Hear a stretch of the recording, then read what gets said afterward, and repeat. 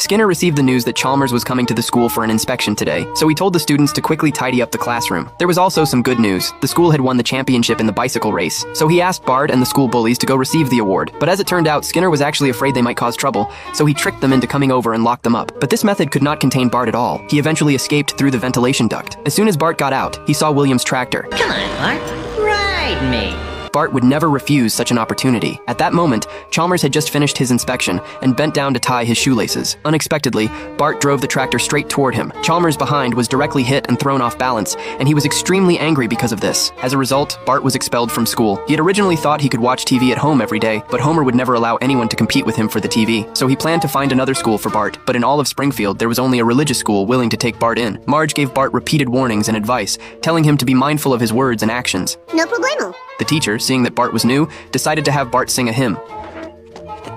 Beans, beans, the musical fruit. The more you eat, the more you toot.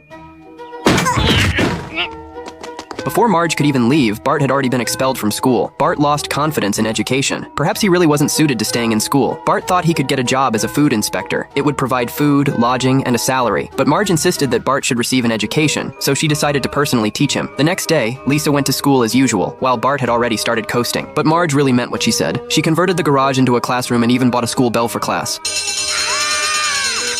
I think I'll unplug that. Although Marge enjoyed teaching, Bart simply couldn't focus. Marge was responsible for teaching Bart English, while Abe was in charge of history lessons. Abe began telling Bart about his experiences during World War II. He recounted how he had single-handedly infiltrated a dance party. There was no need for a bell to end the class every day. Class ended as soon as Homer got home. For the following lessons, Marge wanted Bart to read more books. At first, Bart refused, but when he heard that the protagonist was crippled because of the war, he instantly became interested. It must be said that novels were indeed more interesting than textbooks. Bart didn't even feel like watching cartoons anymore. Now, Bart could read entire books fluently, and also learned about the history of the time through the novels. It was time for class to end again today. The bell rang on time, just as always. No! After Skinner learned that Bart loved learning, he decided to let Bart return to school. You'll be reunited with your chums, Nelson, Jimbo, Oh, dear God!